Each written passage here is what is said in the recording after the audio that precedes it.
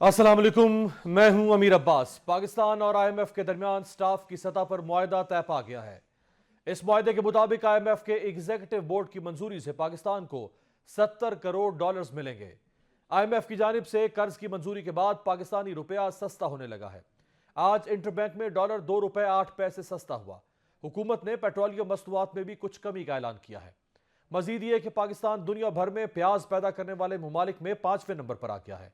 लेकिन यहां सवाल यह है कि क्या इस तमाम पेशरफ्त के बाद पाकिस्तान में महंगाई में कमी का भी कोई इम्कान है? आईएमएफ फिलहाल मुतमईन तो हो गया, लेकिन अहम बात यह है कि अब भी मुल्क का गर्दिशी कर्जा जीडीपी के 4% से ज्यादा है। खसारे में चलने वाले सरकारी मिल्कियती इदारे कौमी खजाने पर हर साल 500 अरब रुपए का बोझ डालते हैं। यहां सवाल यह है कि खसारे में चलने वाले इदारों की निजकारी क्या इस मसले का हल है, और अगर है तो निजकारी का यह अमल सुस्त रवि का शिकार क्यों है? गुज़श्ता चंद सालों से पाकिस्तान की एक्सपोर्ट्स में कोई काबिल जिक्र इजाफा नहीं हो सका, तो क्या बरामदात में इजाफा और दस्तावेजी मैशत के बगैर मुआशी बहरान पर काबू पाना मुमकिन है? स्पेशल इन्वेस्टमेंट फैसिलिटेशन काउंसिल के जरिए 70 अरब डॉलर्स की गैर मुल्की सरमायाकारी का चर्चा कई महीनों तक जारी रहा, लेकिन इसमें खातिर खा पेशरफ्त क्यों नजर नहीं आ रही? याद रखिएगा कि SIFC के कयाम से अब तक 5 माह के दौरान मुल्क में कोई सरमायाकारी नहीं आ सकी। निगरान हुकूमत ने गुज़श्ता 2 सालों के दौरान बैंकों को गैर मुल्की ज़र मुबादला के लेन देन से हासिल होने वाले मुनाफा पर 40% विंडफॉल टैक्स आयद कर दिया है। इस टैक्स से हुकूमत को 40 अरब रुपए से जायद की आमदनी होगी। कहा जा रहा है कि बैंकों ने 2021 और 2022 के दौरान रुपए और डॉलर की सट्टाबाजी पर मबनी तजारत से 110 अरब रुपए का भारी मुनाफा कमाया था। यहां सवाल यह है कि क्या हुकूमत ने यह टैक्स IMF को मुतमईन करने के लिए लगाया है? क्या विंडफॉल टैक्स का बोझ सारिफीन पर भी पड़ सकता है? निगरान वफाकी वजीर तवानाई, पावर और पेट्रोलियम मोहम्मद अली ने दावा किया है कि सऊदी अरब से ऑयल रिफाइनरी के कयाम की सूरत में 10 अरब डॉलर्स की सरमायाकारी लाने की कोशिश है, और चंद माह में इन कोशिशों के नताइज सामने आ जाएंगे। दूसरी जानिब गैस पाइपलाइन मंसूबे में 18 अरब डॉलर्स जुर्माने के खदशे के पेश नजर पाकिस्तानी वफ्द ईरान पहुंचा हुआ है। याद रहे कि 2009 में पीपल्स पार्टी दौरे हुकूमत में इस मुआहदे पर दस्तखत हुए थे, जबकि पाकिस्तान ने मार्च 2024 तक अपने हिस्से की पाइपलाइन तामीर करनी है। वाज़ेह है कि ईरान पाकिस्तान गैस मंसूबे से पाकिस्तान को ईरान से यौमिया 75 करोड़ मकब फुट गैस दरामद होनी है। यहां सवाल यह है कि जब हमारी हुकूमतें पहले से तयशुदा मुआहदों पर अमल दरामद नहीं करेंगी, तो सरमायाकारी के नए मुआहदे कैसे होंगे? मेरे साथ मौजूद है पाकिस्तान के मारूफ माहिर मईशत साबिक वज़ीर ख़जाना डॉक्टर हफीज़ पाशा साहब। बहुत बहुत शुक्रिया डॉक्टर साहब। एक मुख्तसर जायचा मैंने आपके सामने रख दिया है जो मौजूदा मुआशी सूरत हाल है। ये 2 माह निगरान हुकूमत के, उससे पहले का अरसा आपके सामने आप आते रहे प्रोग्राम में, और आप एनालाइज करते रहे जो कुछ मईशत में होता रहा है। कुछ नज़र आ रही है ऑप्टिमाइजेशन के मुस्तकबिल में चीज़ें बेहतर होंगी?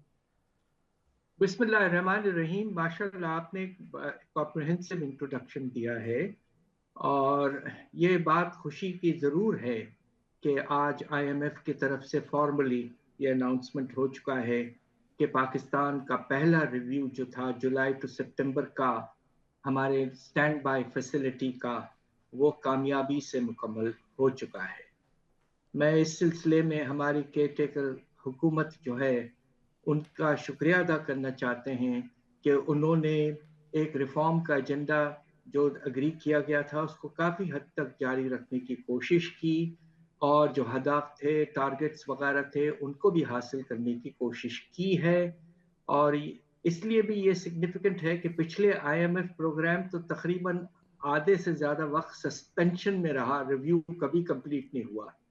कम से कम ये नया जो प्रोग्राम है स्टैंड बाय फैसिलिटी, उसमें पहले क्वार्टर में कामयाबी हुई है। मगर साथ साथ एक बात अहम कहना चाहता हूँ, IMF के प्रेस नोट जो रिलीज हुआ है उसमें एक हिस्सा जो है वो बहुत ही अहम है, और वो ये है कि IMF कह रहा है कि हमें अभी भी इस बात की काफ़ी परेशानी है कि पाकिस्तान में बाहर से पैसा तेज रफ्तारी से नहीं आ रहा है, कर्जे हो या फॉरेन इन्वेस्टमेंट, और इसके नतीजे में दिक्कत आ सकती है, आगे चलकर रिजर्व्स पर प्रेशर पड़ सकता है।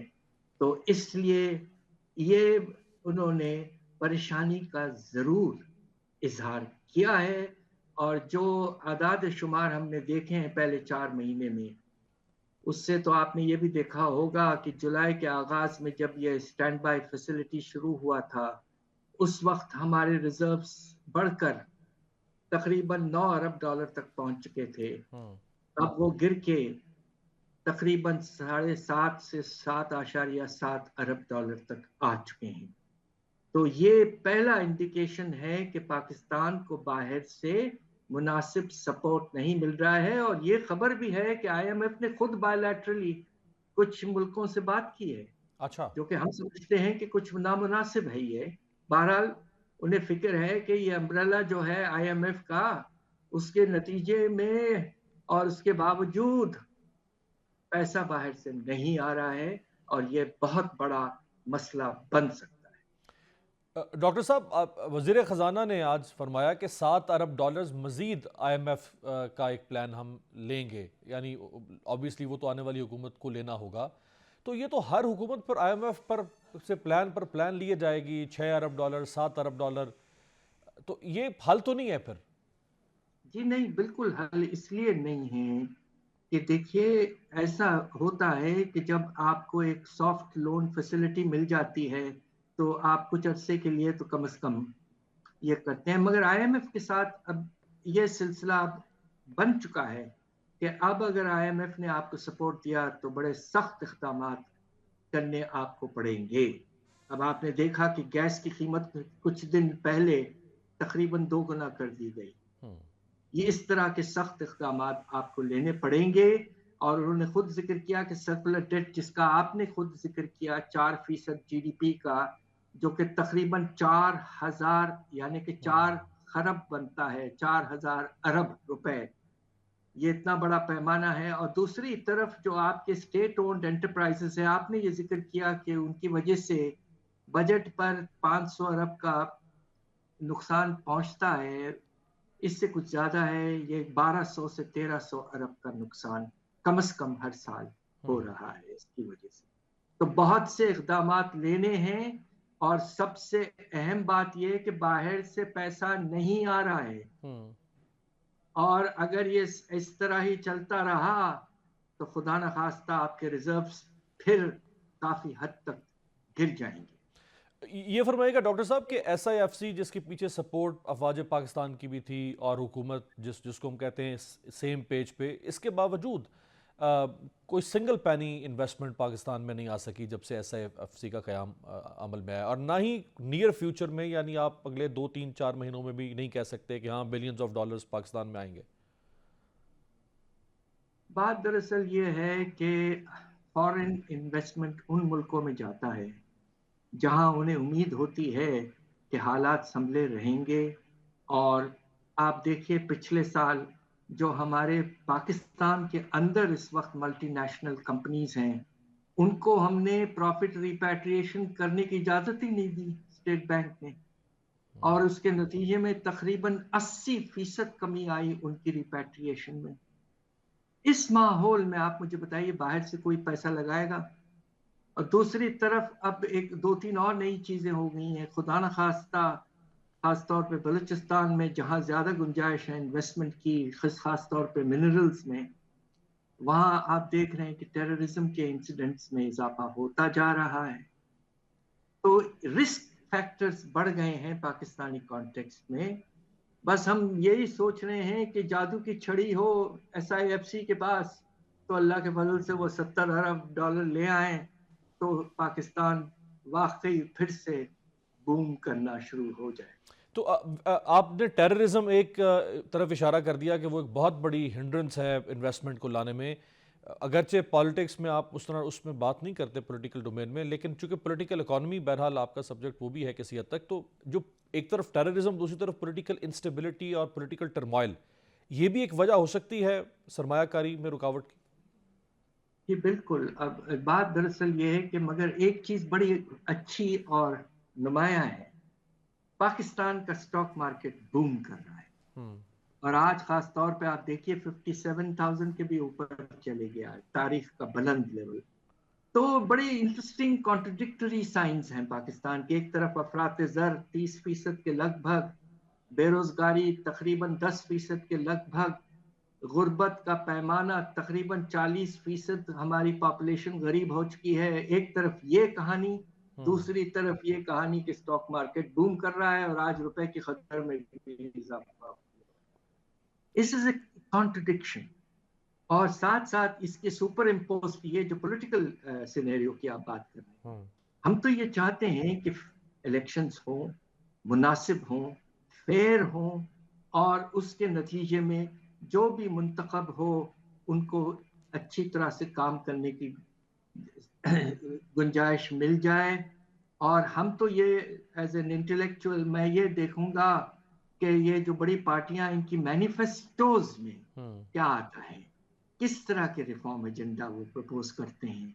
اس مرتبہ مینیفیسٹوز کی بے پناہ اہمیت ہے، بیکاز ہم یہ انشور کرنا چاہیں گے کہ ایک تو پراپر ریفارمز ہوں مینیفیسٹوز میں، اور دوسری طرف ان کی امپلیمنٹیشن بھی ہو. اگر ایسا نہیں ہوتا تو آپ ٹھیک کہہ رہے ہیں، پولیٹیکل انسرٹنٹی بہت بڑھ جائے. یہ بھی فرمائیے گا ڈاکٹر صاحب کہ 350 کے لگ بھگ اوپن مارکیٹ میں ڈالر ٹریڈ کر رہا تھا اس حکومت، نگران حکومت کے آنے سے پہلے، تو وہ 350 سے کم ہوتا ہوتا پھر انٹر بینک اوپن مارکیٹ کا جو فرق ہے وہ بھی بہت کم ہوا، 275 تک آیا، لیکن اس کے بعد پھر جم کر کے یہ 287-88 پر چلا گیا. تو اس کو تو نیچے آنا تھا 260-55 تک، واپس کیوں چلا گیا یہ اوپر؟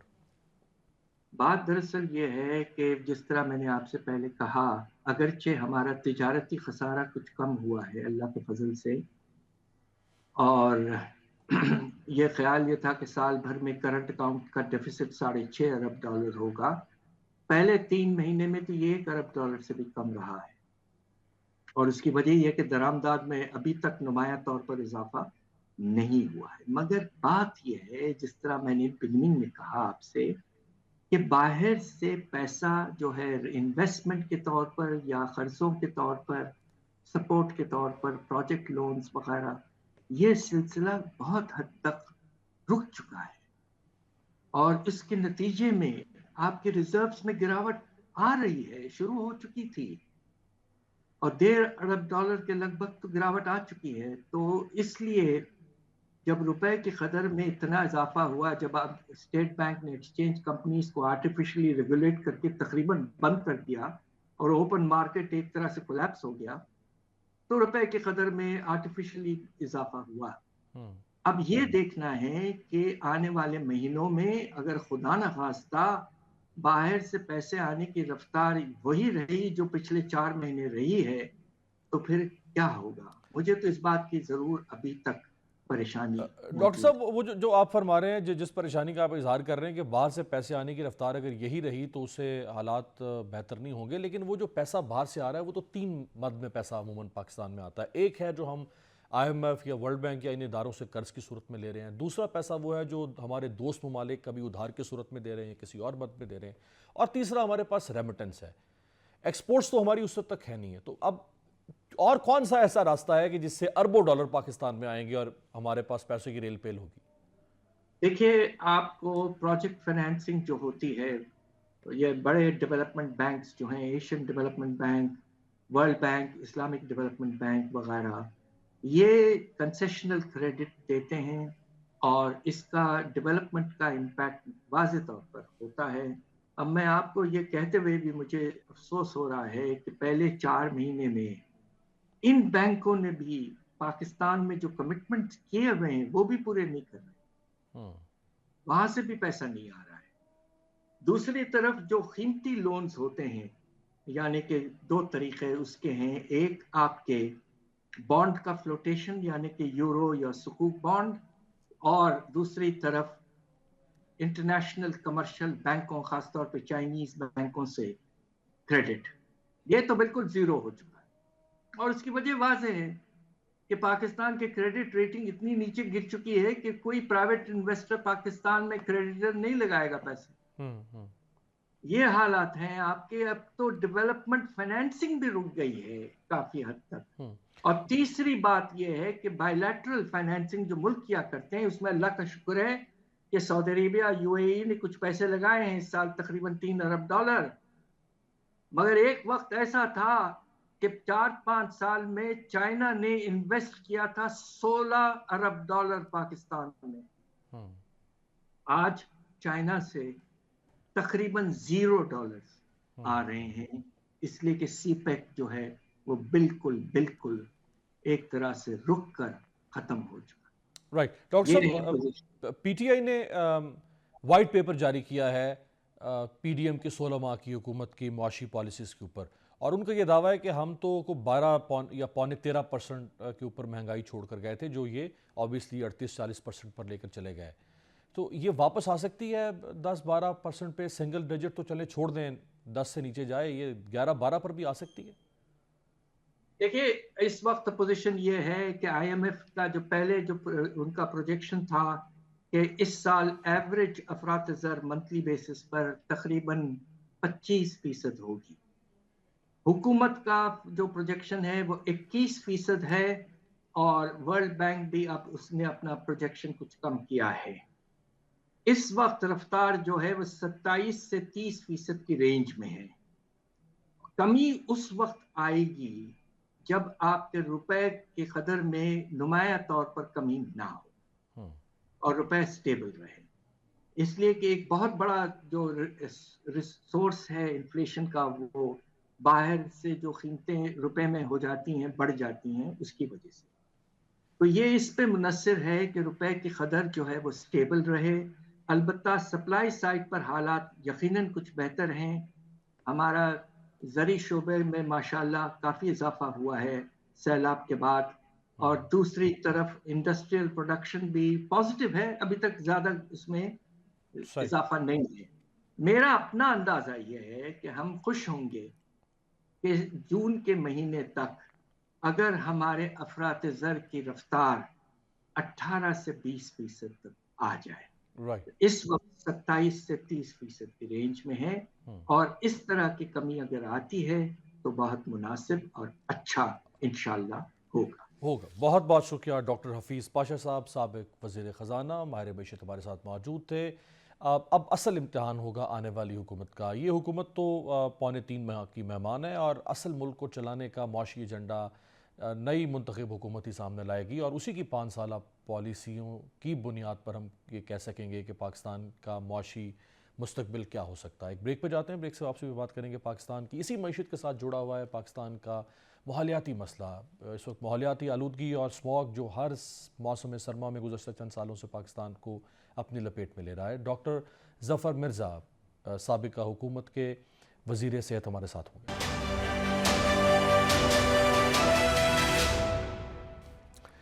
ब्रेक के बाद खुशामदेद। मुहज़्ज़ब और तरक्की याफ्ता दुनिया गाहे बगाहे माहौलियात की आलूदगी पर काबू पाने में संजीदा इकदाम उठाती नजर आ रही है, जबकि पाकिस्तानी रियासत के लिए यह मसला इंतहाई गैर संजीदगी का हामिल दिखाई देता है। यही वजह है कि गुज़श्ता चंद सालों से हर साल मौसम सरमा के आते ही पंजाब में स्मॉग का मसला हर गुजरते साल के साथ संगीन होता जा रहा है। स्मॉग दरअसल हवा में मौजूद मुज़र सेहत गैसों के अखराज और हवा में मौजूद मट्टी के ज़र्रात के मिलाप से कायम होती है। जब धुआं और दर्जा हरारत कम होने के बायस बनने वाली धुंध आपस में मिलते हैं तो ये स्मॉग बनाते हैं।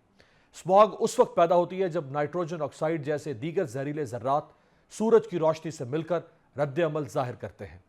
लाहौर में एयर इंडेक्स 400 से तजावुज़ कर चुका है, जबकि एयर क्वालिटी इंडेक्स में 200 को नॉर्मल समझा जाता है। इसी वजह से लाहौर दुनिया के आलूदा तरीन शहरों की फहरिस्त में पहले नंबर पर आ चुका है। दिसंबर 1952 के सर्द मौसम में जहरीली धुंध ने लंदन के शहरियों को उस धुएं के कंबल में लपेटकर सूरज की जिंदगी बख्श शुआओं से महरूम कर दिया था। जहरीली धुंध की उस चादर को ग्रेट स्मॉग ऑफ लंदन कहा जाता है। अहम बात यह है कि बरतानवी हुकाम ने उस संगीन मसले पर उसी वक्त कानून साजी करके और अमली इकदाम के जरिए काबू पाया। चीन और सिंगापुर ने आलूदगी के मसले पर काबू पाने के लिए दरख्तों और जंगलात में इजाफा किया। जिन मुल्कों में जगह की तंगी है वहां जदीद तहकीक की वजह से अमूदी यानी वर्टिकल जंगलात उगाए जा रहे हैं। जब फजाई आलूदगी कम होगी तो फजा में स्मॉग नहीं बल्कि धुंध पैदा होगी, और आबो हवा में नमी और धुंध को काबिल इस्तेमाल बनाने की टेक्नोलॉजी भी अब सामने आ चुकी है। कुछ अर्सा कबल लातीनी अमरीकी मुल्क पीरू में एक मकामी किसान ने धुंध से पानी बनाकर हजारों लोगों की जिंदगी आसान बनाई।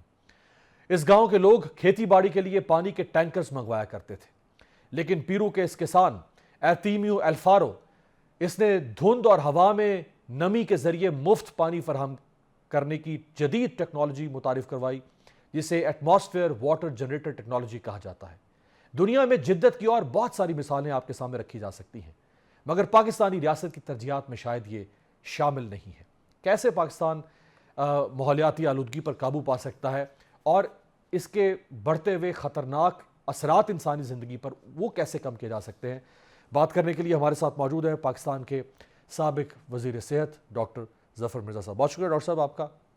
ہم نے تو آج سے 5-7 سال پہلے کبھی یہ اسموگ کا لفظ بھی نہیں سنا تھا پاکستان میں، تو جس تیزی سے یہ ہر سال لوگوں کی زندگیوں کو متاثر کر رہی ہے، کہیں آپ کو لگ رہا ہے کہ یہ پرائرٹیز میں کہیں ہے اس ریاست کی؟ جی، آپ نے بہت اچھا خود ہی تعارف پیش کیا اس موضوع کا۔ یہ ایک بڑا نہ صرف ماحولیاتی بلکہ صحت کے مسئلے کے طور پہ بھی پاکستان اس کی گرفت میں ہے، اور جس طرح آپ نے فرمایا کہ حالیہ سالوں میں اس کی شدت میں بہت زیادہ اضافہ ہوا ہے۔ تو جہاں تک اس بات آپ کے سوال کا تعلق ہے کہ کیا یہ پاکستان کے پالیسی میکرز کی پرائرٹیز میں شامل ہے یا نہیں، اگر یہ ان کی پرائرٹیز میں شامل ہوتا تو اس پہ ہمیں خاطر خواہ فیصلہ جات اور پالیسیز بنتی ہوئی نظر آتی۔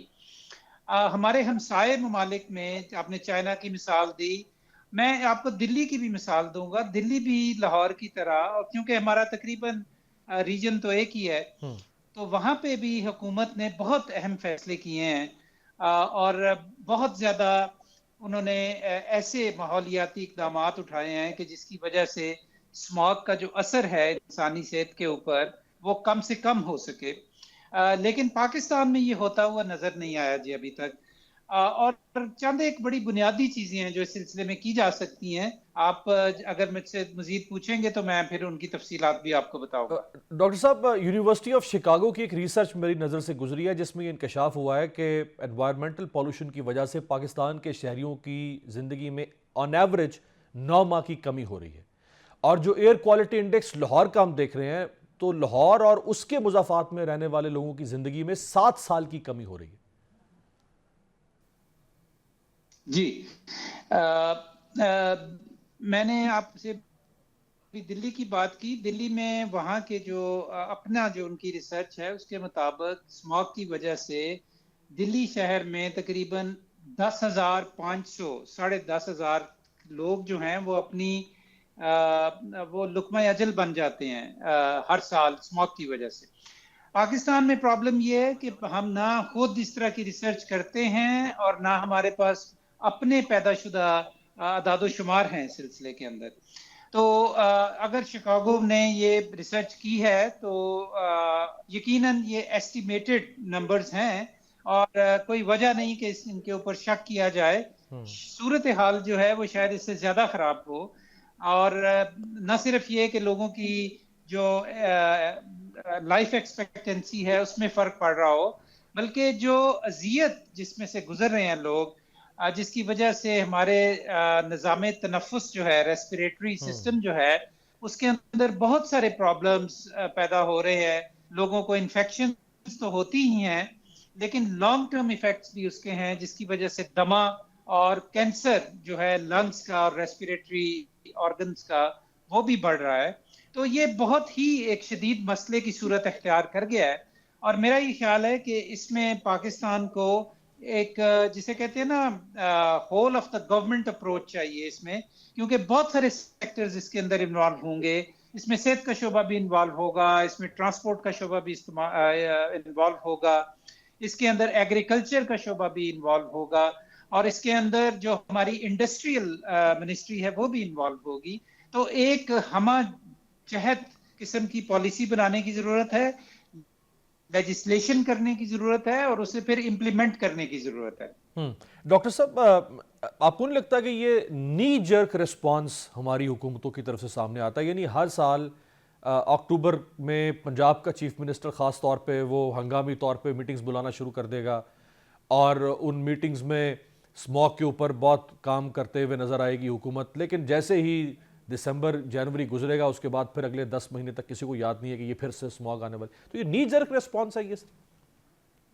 جی بالکل ایسا ہی ہے، اور نہ صرف اس سلسلے میں ہے بلکہ ہماری جو زیادہ تر پالیسیز ہیں ان میں ایسا ہی ہو رہا ہے. پبلک پالیسی میکنگ جو ہے نا جی، اس میں دو چیزیں بڑی اب اہم سمجھی جاتی ہیں. ایک یہ ہے کہ جو اچھی پالیسیز ہوتی ہیں وہ انٹر سیکٹورل ہوتی ہیں، یعنی کہ اس میں بہت سارے سیکٹرز انوالو ہوتے ہیں اور ان کی سیکٹرز کے درمیان ایک کوہیرنس ہوتی ہے. مطلب یہ کہ وہ ایک یکسانیت کے ساتھ کام کرتے ہیں اور وہ ایک دوسرے کو کمپلیمنٹ کرتے ہیں، یعنی ایک دوسرے کو تقویت بخشتے ہیں. تو ایک انٹرنل کوہیرنس کی ضرورت ہوتی ہے اور دوسرے کنٹینیوٹی کی ضرورت ہوتی ہے کہ وہ پالیسیز ایک دفعہ جب بن جائیں تو وہ پھر چلتی رہیں. وہ اسے ہم پرو ایکٹیو پالیسی میکنگ بھی کہتے ہیں، کہ جس میں صرف یہ نہیں ہوتا کہ جس طرح آپ کہہ رہے ہیں کہ ایک مسئلہ آیا اور آپ نے فوری طور پہ کچھ اقدامات کر لیے، وہ مسئلہ ختم ہوا تو آپ اپنی پالیسیز کو بھی بھول گئے. بلکہ کوہیرنس اور کنٹینیوٹی جب تک پالیسیز کے اندر نہیں ہوگی، ہم کوئی لانگ ٹرم بینیفٹس جو ہیں ان چیزوں کے، ان پالیسیز کے ذریعے ہم حاصل نہیں کر سکیں گے. تو آپ کا ڈائگنوسس بالکل ٹھیک ہے. ہمارے ہاں نی جرک رسپانس ہوتا ہے، ری ایکٹیو پالیسیز بنتی ہیں جو کہ اس مسئلے کے ختم ہونے کے ساتھ ہی پالیسیز بھی ختم ہو جاتی ہیں. ڈاکٹر صاحب، ہمارا جو ہیلتھ کیئر سسٹم جو پہلے ہی بہت اوور برڈنڈ ہے اور وہ بوجھ نہیں اٹھا سکتا دنیا کی 5ویں بڑی قوم کی بیماریوں کا اور مسئلوں کا، تو یہ ہر سال یہ 3-4 مہینے کے لیے ہم اس کو مزید اوور برڈن کر دیتے ہیں. اور جیسے آپ بتا رہے ہیں کہ ریسپیریٹری پرابلمز ہیں، اچھا کچھ سمٹمز ہیں جو نظر آتی ہیں 3 مہینے کے لیے، کچھ وہ ہیں کہ جو نظر نہیں آتی، جیسے کینسر ہے، ہو سکتا ہے 4 سال کے بعد کسی کو نظر آ رہا ہو. تو یہ مزید یعنی ہم اوور برڈن ہی کیے جا رہے ہیں اس سسٹم کو. جی بالکل. اور ہم دیکھیں ہیلتھ میں ایک تو ہمارا وہ ہوتا ہے کہ جو بیمار لوگ ہیں ان کا علاج کیا جائے، لیکن اس سے بھی بڑا جو فرض ہے ہیلتھ سیکٹر کا وہ یہ ہے کہ لوگوں کو بیماریوں سے بچایا جائے. یہ ایک ایفیشینٹ اسٹریٹجی ہے، اس لیے کہ اگر چیزوں کو روک لیا جائے اور بیماریاں پیدا نہ ہونے دی جائیں تو آپ کو جو بعد میں بیماریوں کے علاج کے اوپر خرچہ کرنا پڑتا ہے وہ بچ جاتا ہے. اور اسی لیے پریونشن جسے کہتے ہیں نا، وہ ہم کہتے ہیں کہ پرہیز علاج سے بہتر ہے. یہ بڑی ایک پرانی حکمت کی بات ہے اور اس کا اطلاق جو ہے ہمارے آج کے دور میں بھی بہت ساری چیزوں کے اوپر ہوتا ہے. ماحولیاتی جو تھریٹس ہیں یا ماحولیاتی رسکس جو ہیں ہیلتھ کے لیے وہ بہت امپورٹنٹ ہیں اور ان کو روکا جا سکتا ہے. اور اگر ان کو یعنی بر وقت روک لیا جائے اور ایک پائیدار طریقے سے روکا جائے تو پھر وہ تمام وہ مسائل پیدا نہیں ہوں گے کہ جن کے اوپر بعد میں آپ کے ہیلتھ سیکٹر کو بہت بڑے خرچے کرنے پڑیں گے. آپ دیکھیں نا، ایک کینسر کے مریض کا علاج جو ہے وہ کہیں زیادہ ہے نسبتاً اس خرچے کے کہ ہم تھوڑے پیسے خرچ کر کے پریونٹیو میئرز جو ہیں وہ کیے جائیں. اگر ایک ماسک پہن لیا جائے یا دھوئیں کو کنٹرول کر لیا جائے تو اس پہ کتنا خرچہ ہوگا نسبتاً اس کے کہ آپ ایک دائمی دمے کے مرض کی مریض کا علاج کریں یا ایک لنگ کینسر کے پیشنٹ کا علاج کریں. یہ میں مثالیں اس لیے دے رہا ہوں کہ ہمارے یہ کوئی راکٹ سائنس نہیں ہے، لیکن اتنی سادہ چیز ہونے کے باوجود ہم اپنی پالیسیز کو ان لائنز کے اوپر مرتب نہیں کرتے. یہ کوئی راکٹ سائنس تو نہیں ہے ڈاکٹر صاحب، لیکن میرا خیال ہے سب سے اہم ترین بات ہے ہی یہی جو آپ فرما رہے ہیں کہ پرو ایکٹیو پالیسیز ریاست کی ہونی چاہیے، اور جسے کہتے ہیں کہ prevention is better than cure. آپ لوگوں کو بیمار کر کر کے پوری قوم بیمار کر دیں. دنیا کی جتنی بھی 8-10 بڑی بیماریاں ہیں، جس میں دمہ سے لے کے، جس میں شوگر سے لے کے، جس میں ہیپاٹائٹس سے لے کے، پاکستان دنیا کے 10-12-15 بڑے ملکوں میں آ چکا ہوا ہے. آپ قوم کو بیمار کر کے پھر ان کے علاج کے اوپر پیسہ جھونکیں تو اس سے بہتر ہے کہ آپ لوگوں کو بیماریوں کی طرف جانے سے ہی روکنے کی کوشش کریں. بہت بہت شکریہ ڈاکٹر ظفر مرزا صاحب، سابق وزیر صحت ہمارے ساتھ موجود تھے. ایک بریک پہ جاتے ہیں، بریک سے واپسی پہ غزہ کی تازہ ترین صورتحال.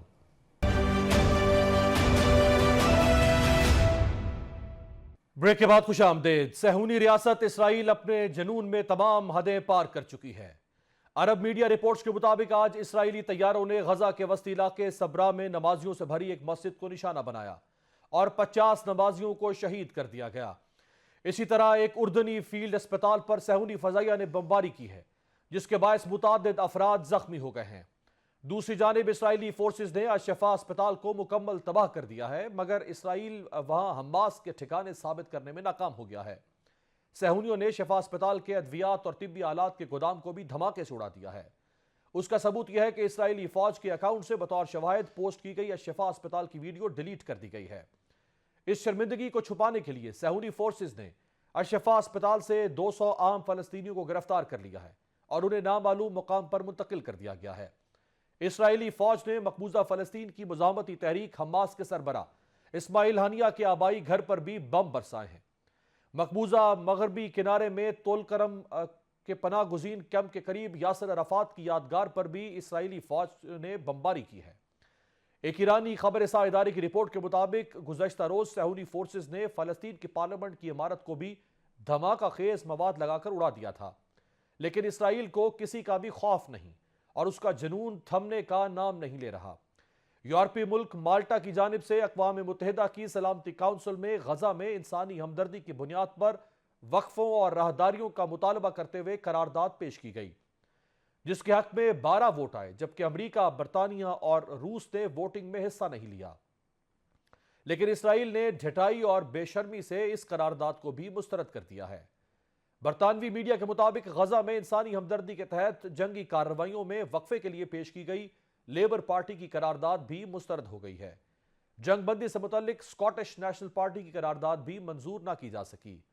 कनाडा के वज़ीर आज़म जस्टिन ट्रूडो को वैंकूवर में एक रेस्टोरेंट आमद के मौके पर फलस्तीन के हामी मुजाहरीन ने घेर लिया। मुजाहरीन ने नारेबाजी करते हुए जंग बंद करो, शर्म करो के नारे लगाए, हत्ता कि ट्रूडो को खाना खाए बगैर ही रेस्टोरेंट से बाहर निकलना पड़ा। पूरी दुनिया से बिलखुसूस गैर मुस्लिम अक़वाम की जानिब से फ़लस्तीनियों के हक में भरपूर मुजाहरे और आवाज़ें उठ रही हैं। अगर कोई हुकूमत आवाज़ नहीं उठा रही तो वो इस्लामी दुनिया की हुकूमतें हैं जो अपने ज़ाती मफादात के लिए और वेस्टेड इंटरेस्ट के लिए किसी नौयत का भी अमली कदम उठाने से गुरेज कर रही हैं। आपसे मुलाकात होगी पीर के रोज़। देखते रहिएगा जमहूरियत।